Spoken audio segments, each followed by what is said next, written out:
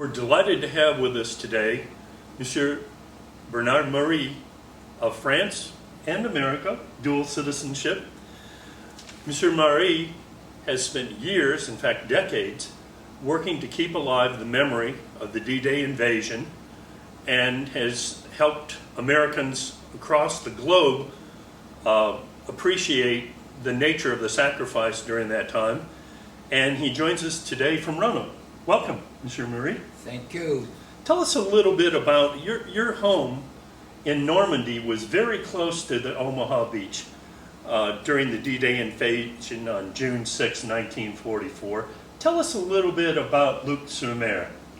Well, Luc-sur-Mer is a typical village of Normandy. Normandy was called the vacation spot for the people of Paris because it's only 3 hours, well at that time there was about 4 hours driving or by the train from Paris to Normandy. So, but us, we were not Parisian per se. All our family is originally from Normandy. So the house that we had was in the family for, well now it's going to be over 200 years. And so that's where we decided, that's where the family decided at one point to go in 1943. When you were reunited with your father, well, let's go back a little bit. I think it wasn't until you were 5 or 6 years old that you even realized you had a father, because your father, and I hope you'll relate this story, your father was a part of the French resistance, and your mother had an interesting secret that she had kept. Tell us a little bit about that. Well, first of all, I met my father for the first time on June 11th, because he landed on Sword with the Canadian, which was the last beaches after Utah, Omaha, Gold, Juneau on Sword. And I didn't know that I had a father because, as you just say, he escaped in 1940 to the French resistance. He left France via Spain and joined de Gaulle in London. I was 1 year old in 1940, so I don't remember him. And due to the well connection of my family, they were able to create fake paper and prove that my father was killed during the invasion in 1940. So my mother acted like a widow for the next 4 years, and she was the only one of the family who knew about it. Even my grandparents didn't know. How did that happen? I've seen that in previous press reports and interviews you did. How was that kept from your grandparents?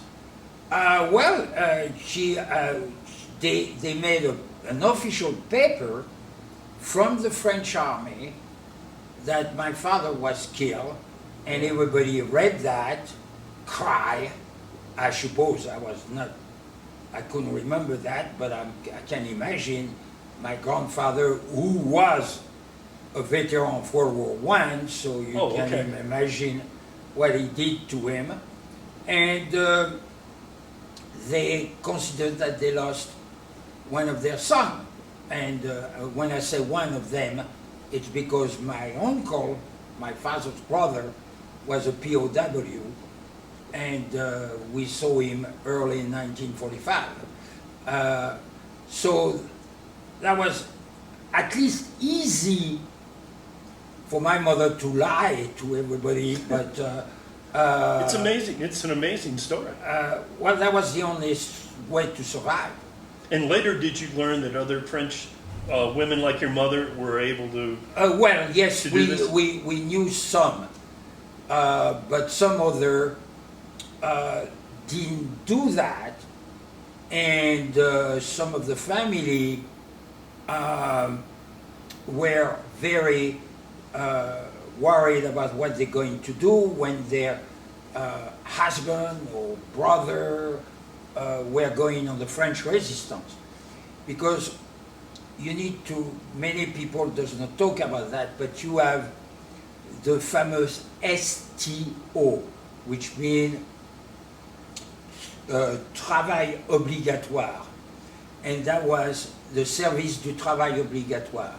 That was obligatory works that the German was taking the French manpower to go to factory in Germany to build the tanks, the munitions, whatever.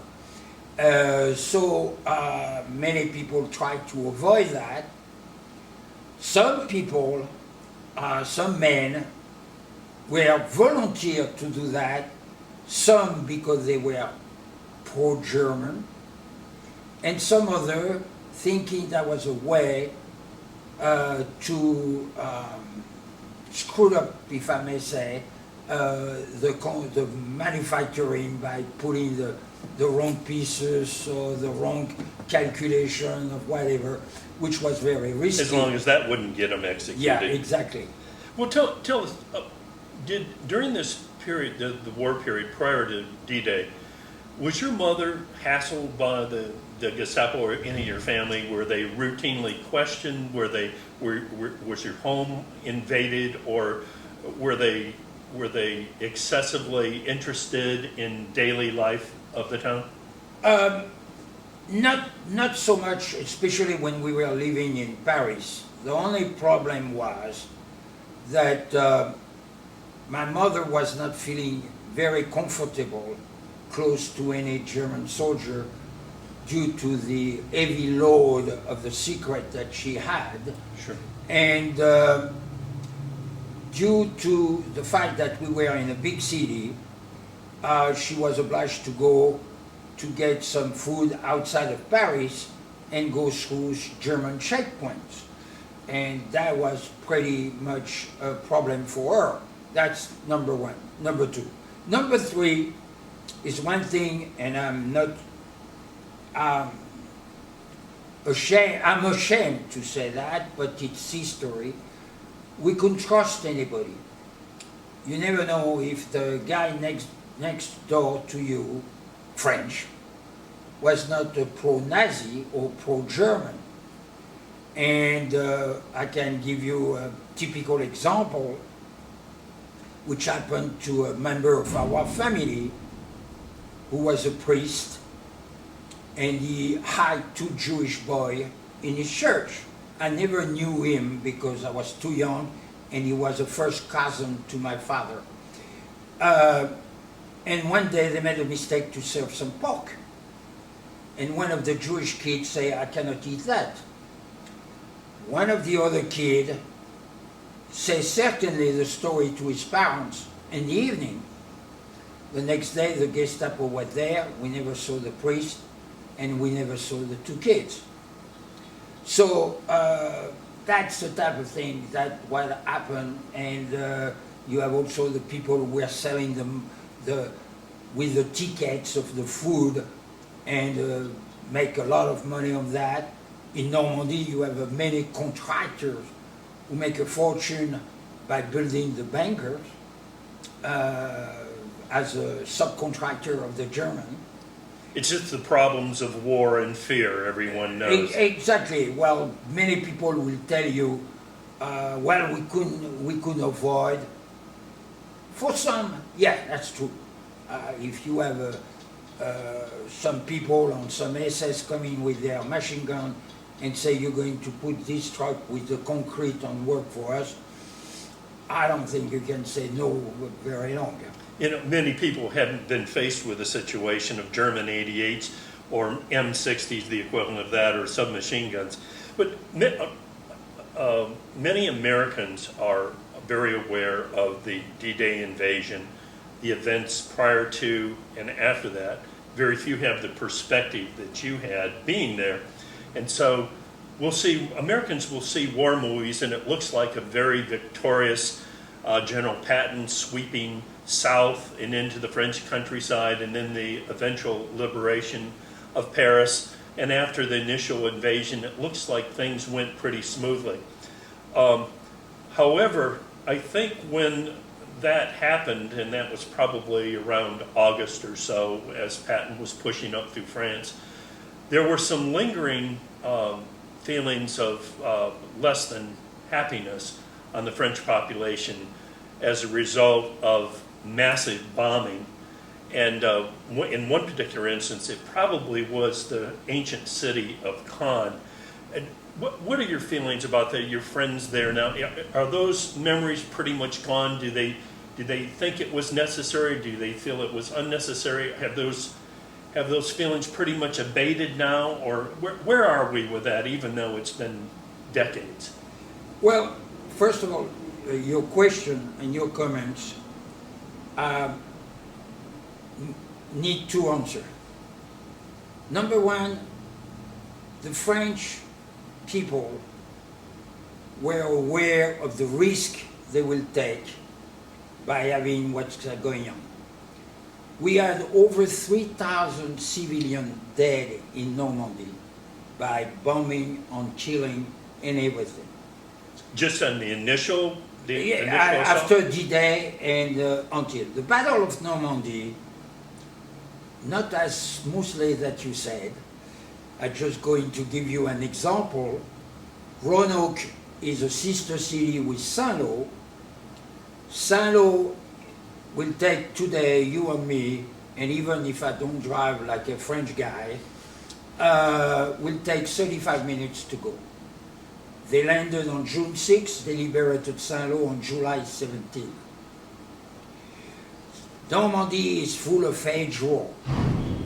And this hedge row, which by the way was mentioned by the resistance with pictures and everything, but for some reason the old Allies were surprised by that.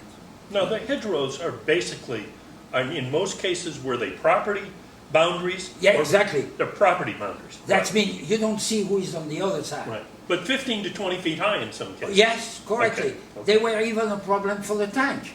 Sure. So that was not so smoothly, and we accept the risk.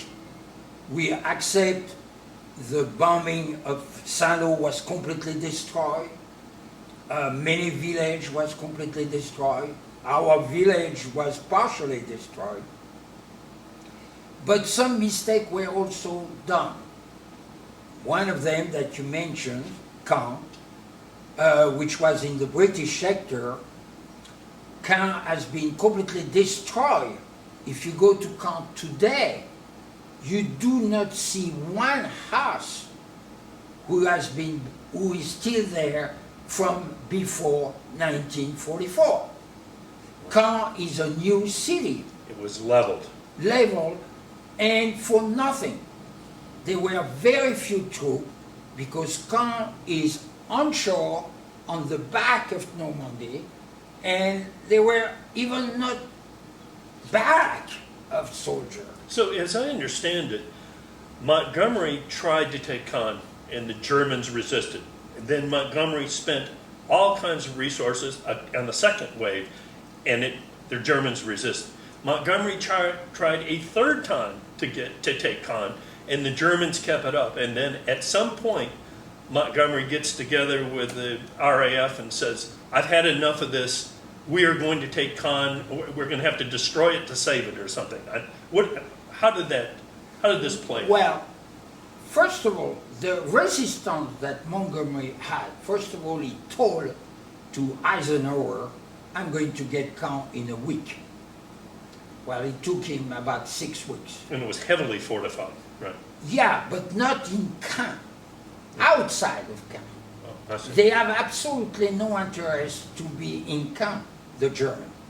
They were outside of Caen. Now, were these SS divisions holding the outskirts of Caen? No, No. no. Okay. The SS, the famous Das Reich Right. SS division were more toward the south, on the other side of the peninsula of Cherbourg.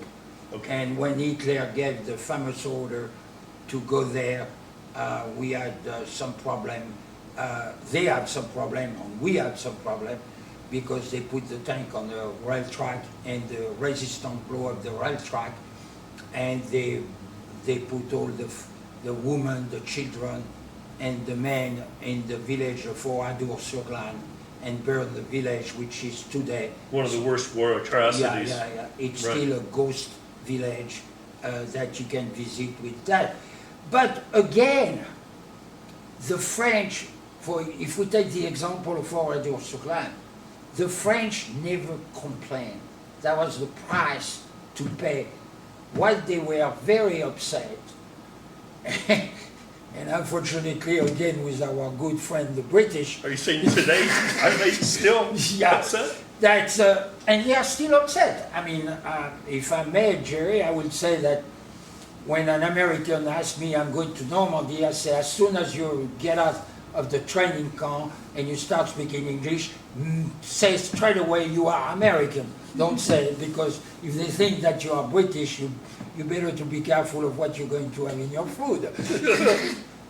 Well, the last 3 decades or so, after you came to America, I mean, you've had a consulting firm, you've various business interests, including Indiana Business Magazine, but interspersed in this time, you have been interested in educating people about D-Day.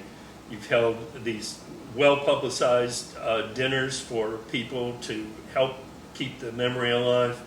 You've worked intimately with many others to make the D-Day memorial a success and a continuing legacy to those who died there.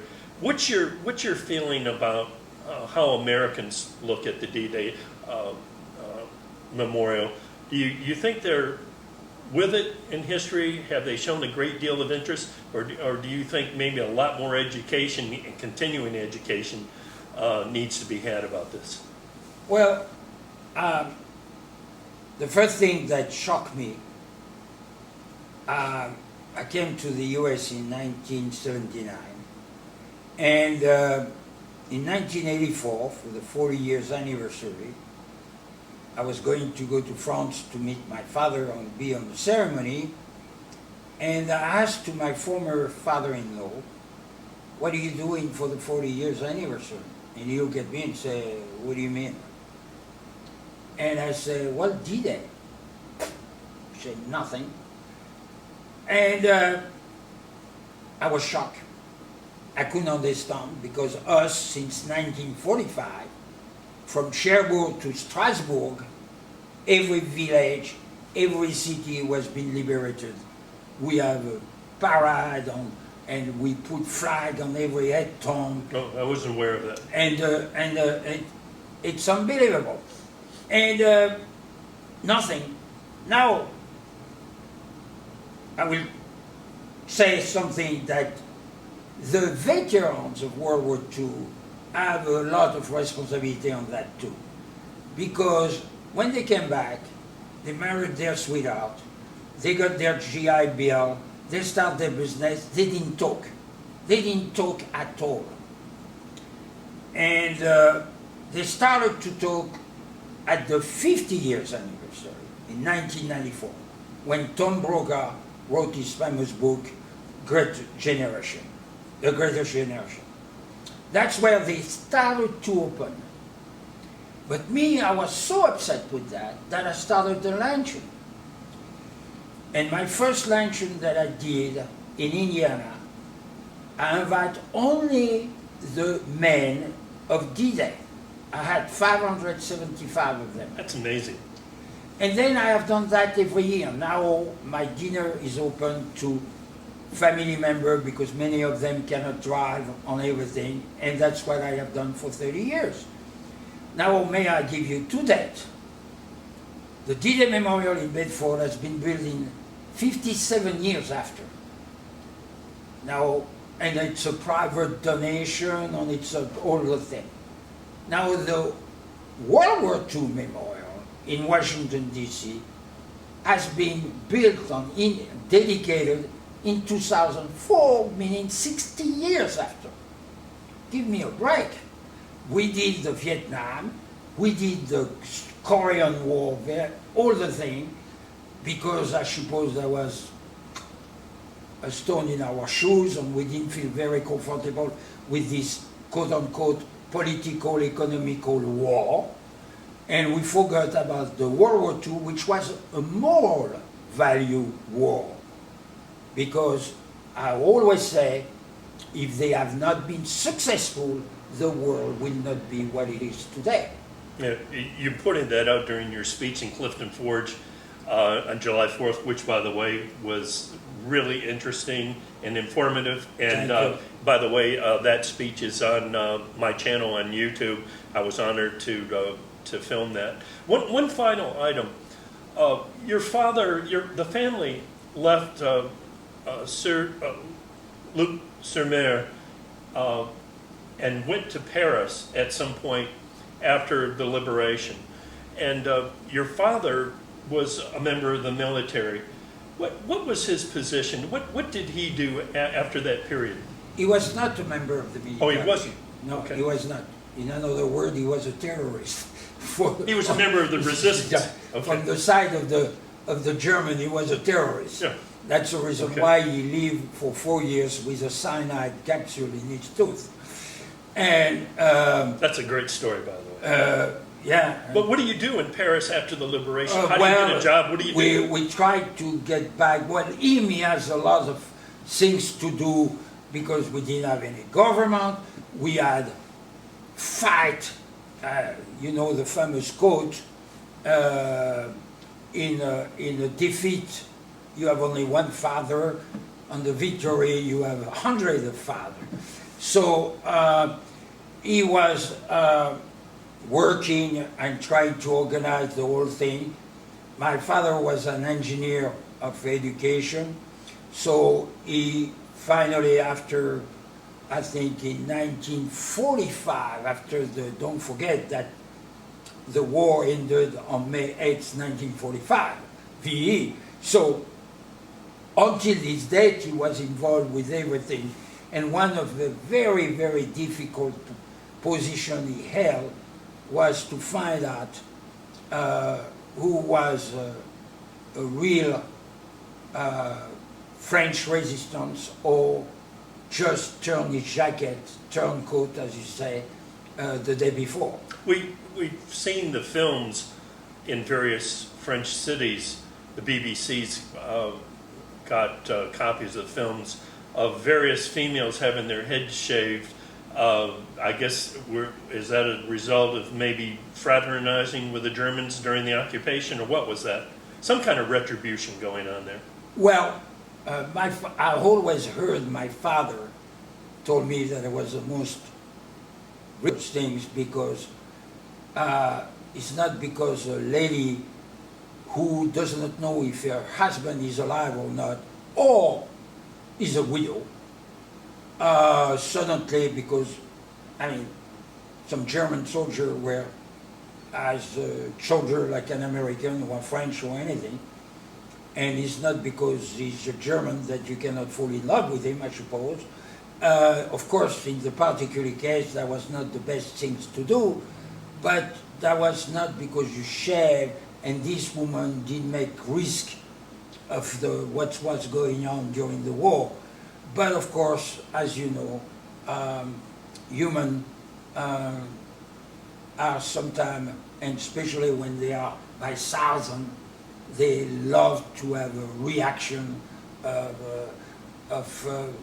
not normal, but reaction.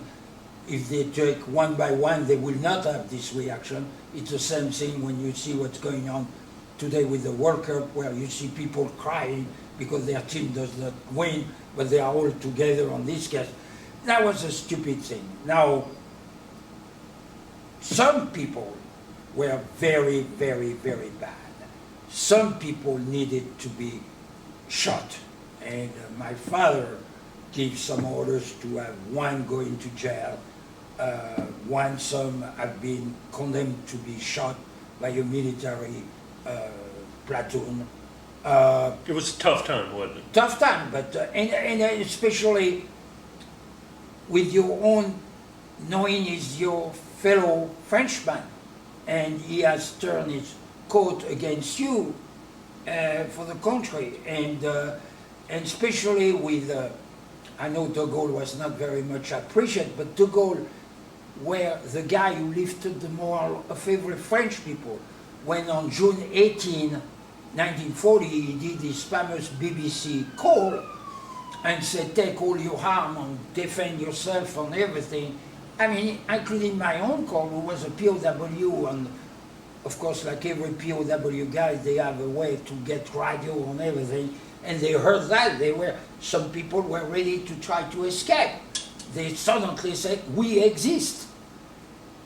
And so when you see another guy who has done, and say, oh my God, the enemy is so strong, I'm going to go on their side, it's difficult to accept. Well, from the limited perspective of little Clifton Forgian here, you've done great works. I hope you feel appreciated for all you've done to help keep D-Day's memory alive, and we thank you very much for joining us today. Thank you so much for having me. Very much. I was thinking about the times we've been in this room, and probably my favorite memory of giving a talk in this room was in 2000, I think it was 2002. My job was to speak after lunch to introduce the guest speaker, our new governor, Mark Warner. Now, I started speaking, and as I was speaking, I had like a 5-minute legislative update to give. As I was speaking, I got a note that he's not here yet. He's still 15 minutes down the road. And so my 5-minute talk, my 5-minute introduction, 5 minutes of talk plus 2 minutes of introduction turned into a 15-minute speech, and then he still wasn't there. And I ended up speaking. He did that to me twice, once here, once in Charlottesville. But I ended up speaking for more than a half hour. Now, I can tell you everything I know about everything I know. I can tell you in less than 30 minutes. So that day I was telling you things I didn't know. My instruction today was to talk about, not necessarily about the legislative session, but about things that have happened that affect this region. I could get mired down in the legislative session and the things I've seen over the last 23 years, and the fact that Virginia's process has become, and to a large extent like Washington's, where we are mired in a polarized legislature where less and less gets done. I mean, usually, you know, when I meet somebody, I say, what do you know? Instead of how are you, I say, what do you know? And the correct answer to that is nothing. The correct answer is more and more about less and less, or less and less about more and more. Well, in the legislature, we do less and less about more and more. The issues are more complex, but we get more mired down in polarized situation, Democrats and Republicans, and we can't really afford to do that. You know, in Virginia, the legislature only meets for 60 days a year, and we have to balance the budget. We have to get along. We have to compromise. That's the currency of the crown. But that currency is no good for a large number of the people that are elected. And I'm sad to say that has been the situation in Washington for probably a generation. It hasn't been that way in Richmond, but for the last 10 or 15 years, or it's gradually moved that way. But the exciting news I have to tell you isn't really about the legislature. It's affected by the legislature, but it's something you've read. You know, and I'm glad Bill Wilson's in the room here. Back in the 60s, when the interstate was plotted, in the 50s and 60s, the interstate was plotted, and 64 was going to come through Allegheny. There were plans then to expand Route 220, make it 4-lane, and bring it to Allegheny County. The original plan was to bring it through Roaring Run and connect 60 to 64 at Lowmore. That was the original plan. Well, there were certain folks that didn't want it to bypass Clifton Forge. So that plan got scuttled. The Department of Highways lost interest. Bill Wilson kept it alive, almost single-handedly, for a lot of years. And then when he was not elected in '89, the 4-laning of 220 fell out of the 6-year plan. Well, I can tell you right now, the 4-laning is not back in the 6-year plan, but for the first time in a long time, there's hope that significant work is going to happen on 220. And from my perspective, there are two things: government, you know, economic growth, a lot of it comes from the private sector. The government can affect it, that the government can't grow the economy, but there's some things that government has to do. It has to provide funding for a sufficient system of public education so you can allow people to live the American dream and you can allow people to have a good, well-trained workforce. And it has to provide a system of transportation so people and goods and commerce can move from place to place and people can be mobile, the economy can be mobile. So 220, after many years of struggle, is back in the 6-year plan. It's in the 6-year plan for 3 reasons. Number one, we had no money for years. Under Governor McDonnell, there were a couple of projects that went forward, but they were going forward on borrowed money. Under Governor Kane, Governor Warner, and Governor Gilmore, there was no money for transportation projects. But last year, Democrats and Republicans, through one of those points of light when people do come together to get things done, passed the transportation bill. It involved raising money. But it's going to add significant money to transportation in Virginia over the next 10 years, and we did that in order for transportation to go forward. And that meant that a lot of projects that have been stopped for years, like the 220 project, could come back into people's consideration. The second thing that happened was that we elected a governor who was open to the idea of 220, a governor that we could go to and say, this means something, even though we don't have the traffic count. We don't have the traffic count to justify a 4-lane. We know that this project can mean more to the economic growth of the Allegheny Highlands than any single thing we can do. And the third thing that happened was that you've heard the saying that the squeaky wheel gets the grease. Well, the squeaky wheel is sitting back there in a blue coat, a light blue jacket.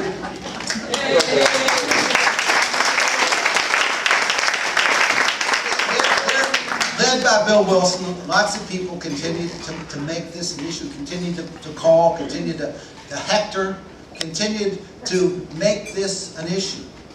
And so, I can tell you that right now, 220 is back in the mix. The four lane, as recently as probably 2000, when Senator Trumbo was here and I was in the House of Delegates, we tried to get money into a bond package we were putting together, and bonds are never the way to build long-term transportation. Long-term debt is a bad idea for transportation, but we were doing anything we could to get money for 220.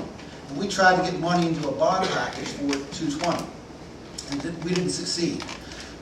This is real money, $150 million over 4 years, or over 6 years.